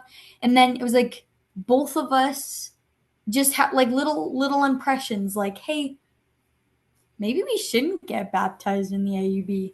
You know what I mean? But it was like both of us before we had talked to each other about it. Yeah.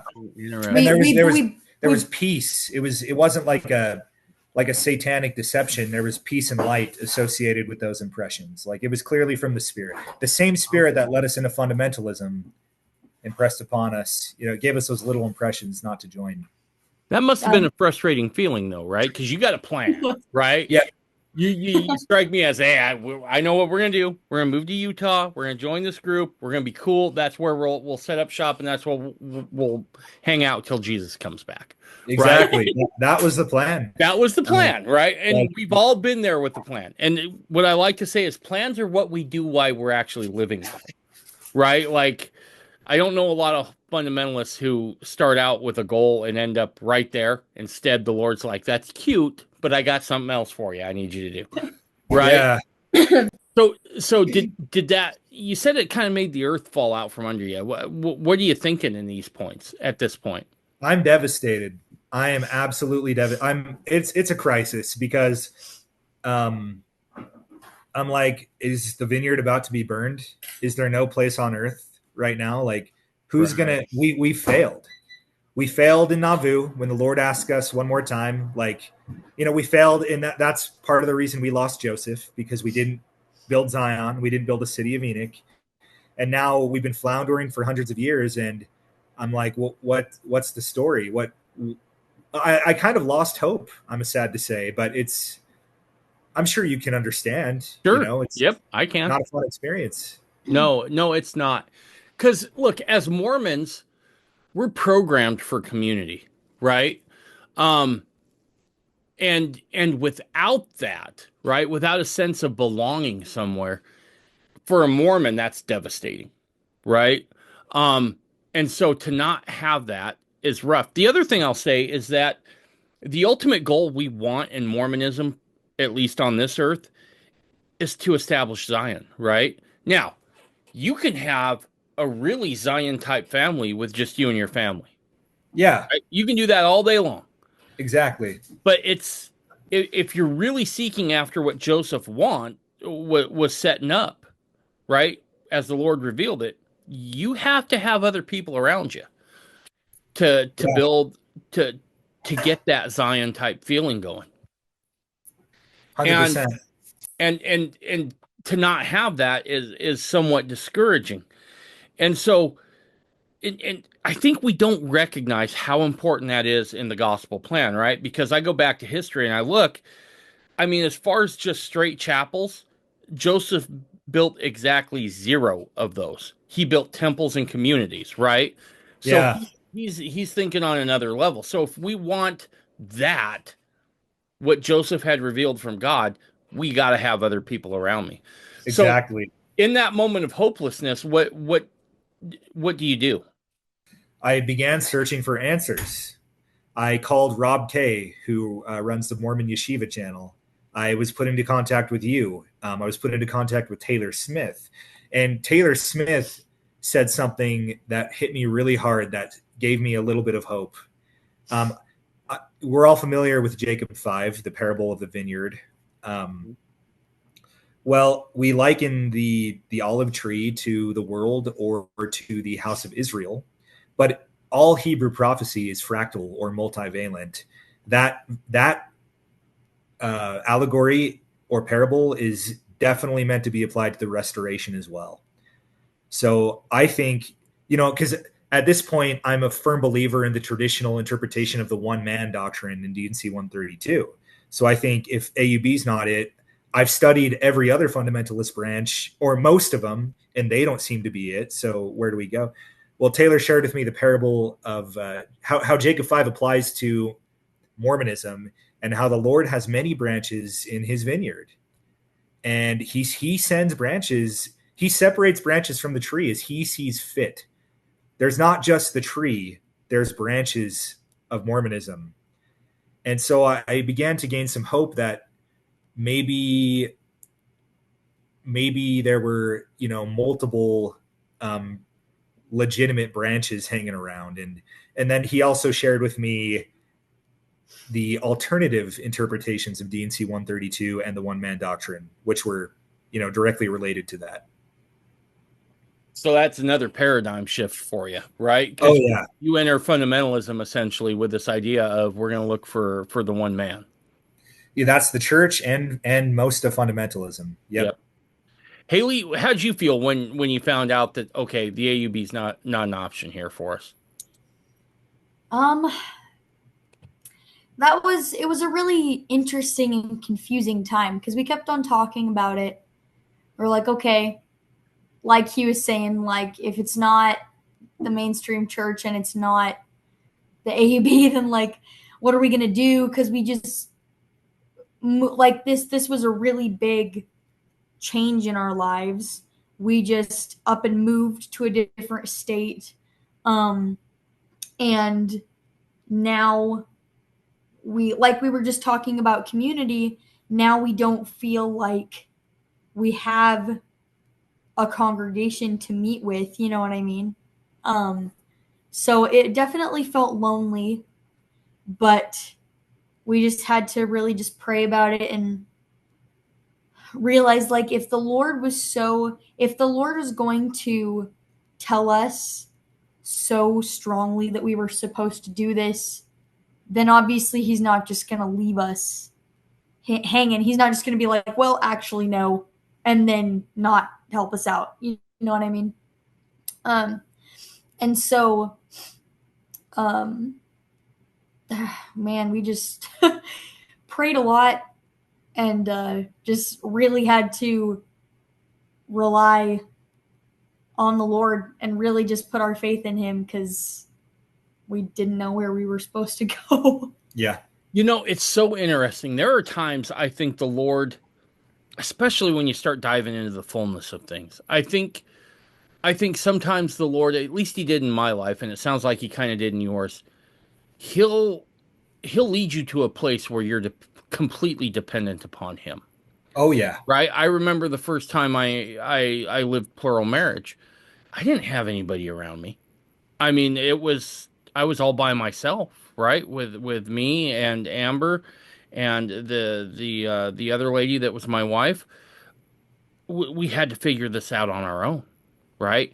And at the time, it felt really crappy, right? I'm like, oh, I wish there was that one old wise fundamentalist I could go talk to and garner some sort of wisdom from. But I didn't have that. So in lieu of that, all I had was primary sources, right? There you go. Looking back, though, I think that time period, as bad as it felt in the moment, taught me how to really rely on the Lord, right? It was like, okay, bud, you and I are going to work this out together, right? And, it was painful for me. So I know it was 10 times more painful for the Lord because I'm slow learner, the whole ball of wax. Same. And so, but in a weird way, now I look back on those times with a certain sense of fondness, right? Because it's just me looking up at heaven going, you got me? Because I'm doing some crazy stuff here, bro. I hope you got me. But so you guys are still in Utah, correct? Yep. All right. Living in a 6-bedroom house with 26 people who are all joining the AUB or who are in the AUB or joining the AUB, and all of a sudden we're not joining the AUB. So you can imagine the tension. It's got to make Thanksgiving interesting. We're apostate now. You know what I mean? Again. Again. And yes. It was extremely stressful. This too shall pass. It'll Yes. be all right. Yes. So yeah, no, dude, it's interesting stuff. So we've got to this point. Is there anything else that happens between that time that you don't join the AUB to now? Is there anything that you feel like we skipped or glossed over? Well, do you mind? Between. Yeah. So we discovered for ourselves that the traditional interpretation of the one-man doctrine is not the best way to interpret that. Mm-hmm. We realized there are many legitimate lines of priesthood throughout the entire vineyard of Mormonism, in many of the groups. And we start fellowshipping with the Erickson family because they fellowship twice a month. So we have a new community of independent fundamentalists. So we are now independent fundamentalists not because independent is the best way. Remember, we got to have Zion. We have to be of one heart and one mind. But as we're waiting on the Lord to lead us, we are independent. So soon after our paradigm shattered regarding the AUB and we decided not to join, we were baptized in the River Jordan here in Utah in mid-December by Joshua Erickson. And we were confirmed, and I was given priesthood. Or I was baptized and confirmed by him, and then given priesthood, and then I baptized and confirmed my wife. Nice. And so amazing experience, even though it was freezing cold. The spirit was insanely strong. And ever since then, we have been waiting on the Lord, looking forward to the day when we're worshiping with the covenant body.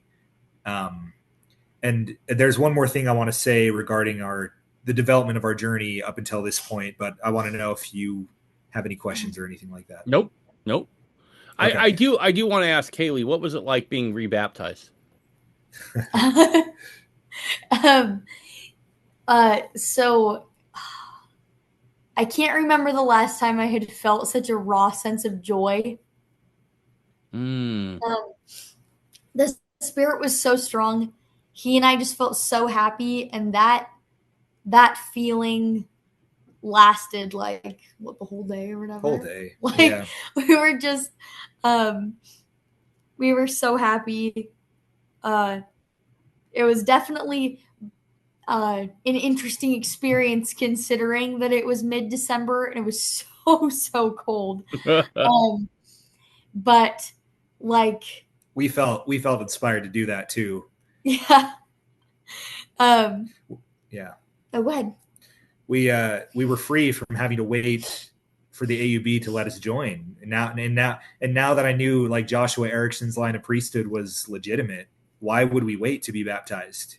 Right. It's to be confirmed, baptized, and receive priesthood and all that. So, yeah. Okay. So there was something else you were going to bring up. You asked me if I had any questions or whatever. Yeah. Well, our journey is recently taking an extremely unexpected turn, and we're just following the promptings we receive. So we would love to join the Missouri group. That's our dream, the Lob group. We would love to worship with the Lob group with you guys. But right now, we recently met. We moved out of that house, and we haven't had our records removed from the church because I don't think that's necessary and whatnot. We had a visit from a member of our ward that we're technically in, and it was a very nice visit, and we felt strongly impressed to attend mainstream church again as fundamentalists. And this ward happens to be extremely open to that. They have tons of members who are actually fundamentalists but still going to church for whatever reason. So we are going to be fellowshipping with the Ericksons half the month and then attending our mainstream ward half the month, which is insane. And whoa. Slow your roll. I got to ask this question. So when you say fundamentalists, like more than one wife fundamentalist or more intellectual fundamentalists? Intellectual, because that would obviously be the deal breaker. Yeah. I was going to say things have really changed. I need to reevaluate what's going on. Exactly. Okay. All right. No, that makes sense. No, look, there's way more that ties us together than separates us, right?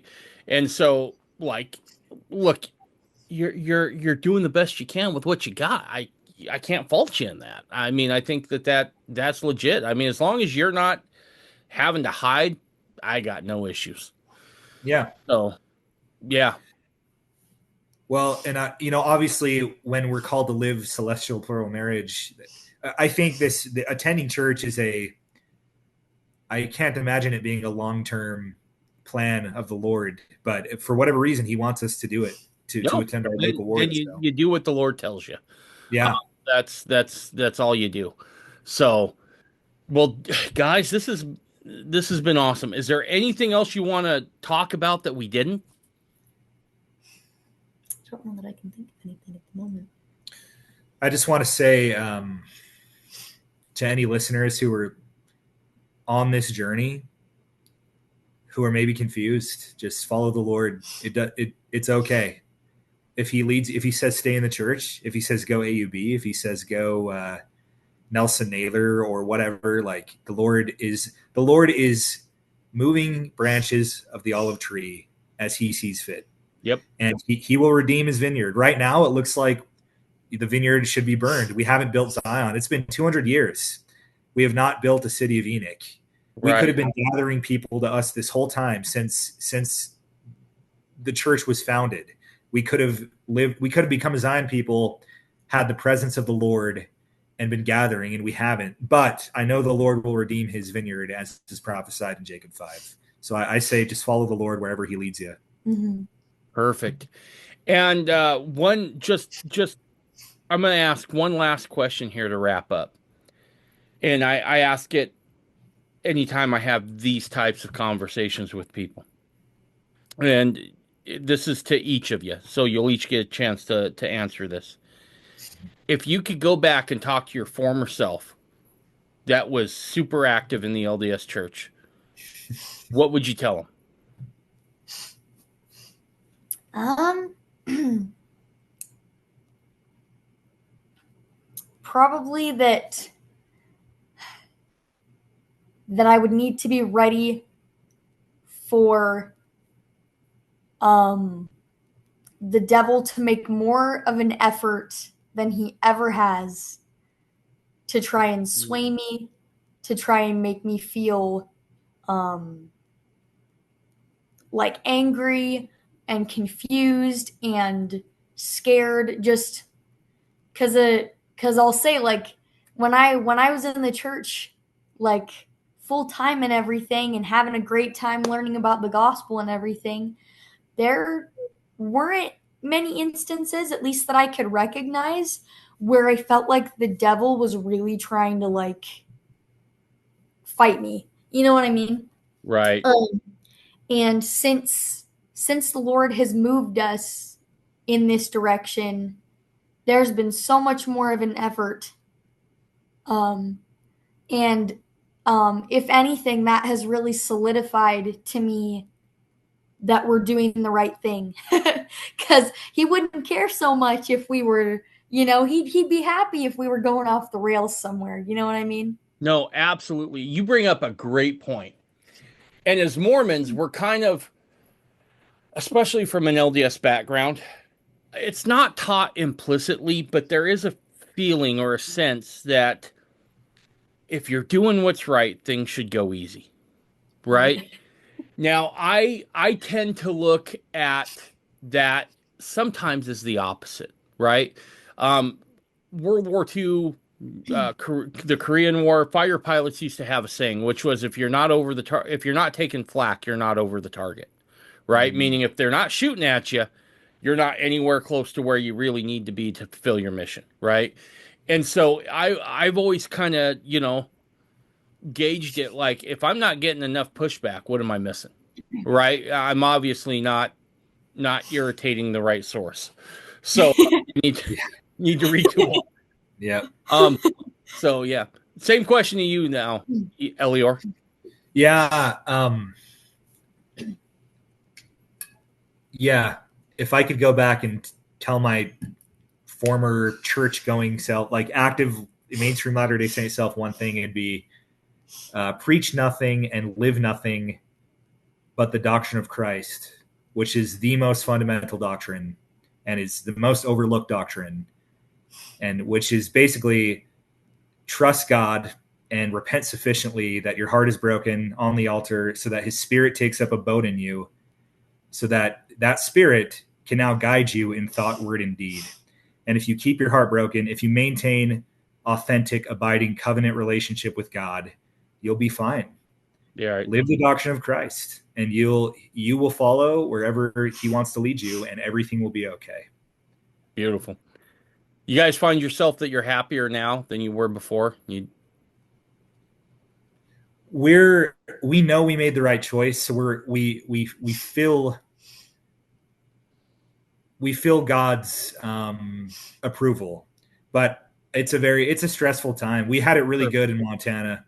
Life was very, very steady in several different ways, not just religious. In several different ways, life is a little bit more difficult now, but we are happy. The Spirit is with us, and the Lord assures us every day. So I'll say that. Awesome.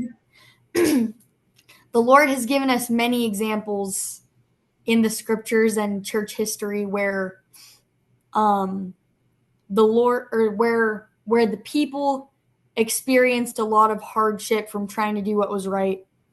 Like we were just talking about, like with the with more of an attack from the devil. But like, you know, I'm not saying we're going through what Job went through, but like, because that's kind of the extreme. But like, there are many examples where when they really tried focusing on doing what the Lord wanted, the Lord allowed a lot of things to happen to test them. And that was, I'll say that was a paradigm shift that I had to realize when all of this was happening and we were moving and everything, because we moved down and I realized that in my mind, I was like, we're doing what the Lord told us. We're going to move down here. He's going to help us find like the right group that we're supposed to be with, and everything is just going to get better from here. Right. And when I realized that I wasn't focused on the right things with that approach, then since then it's been easier to appreciate where we are and how the Lord is teaching us, because everything he's doing is helping us to move forward, but maybe not in the way that I thought the Lord would help us to move forward.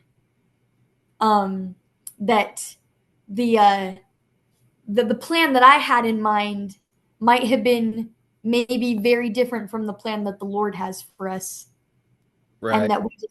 And that we have to learn to be humble, and like he said, just put our hearts on the altar and move forward with what he has in store for us, which will ultimately lead us to being happier and more prosperous than we could imagine with our own plan. Awesome. Let me just say one more thing. Not to beat this horse dead, but in the Hebrew scriptures, there are 3 spheres of holiness that sort of map onto the temple, which is like the outer court, the holy place, and then the Holy of Holies. We have the same thing in Mormonism: telestial, terrestrial, celestial. Well, sometimes those spaces are characterized as like your comfort zone, and then a wilderness experience, and then a happy homecoming. So we are very much in the wilderness, or straight and narrow path right now, if you will. Sure. But part of it's awesome. Part of it's exciting. I was going to say, it's good to have goals. You should have goals. Yeah. And you should have a destination you're aiming for. But don't forget to enjoy the process. Don't forget to enjoy the journey. You guys are still learning a lot. I'm still learning a lot. We're all still learning a lot. But this is an awesome time. Don't take it for granted. Chew on it. Experience it. You guys are doing it the right way. You really are. And I'm super, super excited to see what the Lord has for you. I think you guys are awesome. And you guys are great. Right back at you. We really hope to join you in Missouri someday. That's our hope. So yep, God willing. Yeah. God willing.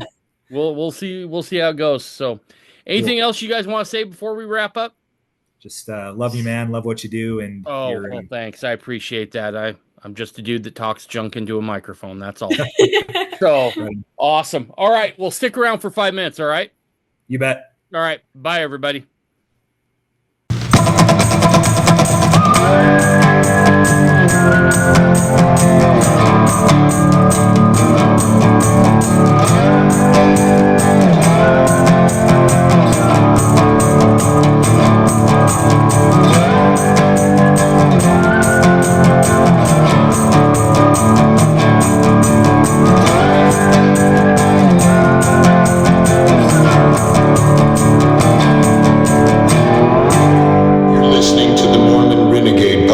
us.